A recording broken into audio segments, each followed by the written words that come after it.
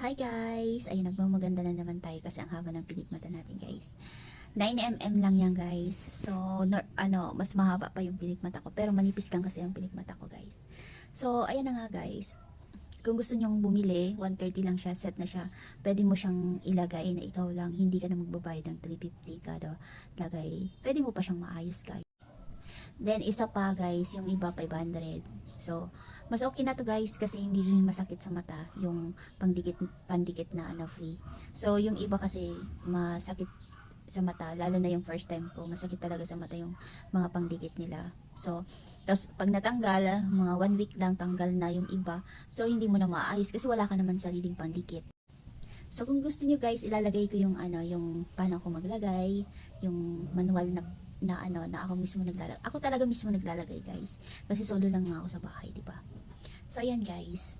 Pwede kong i-share sa inyo yon. Yun lang guys. Available siya sa TikTok shop ko guys.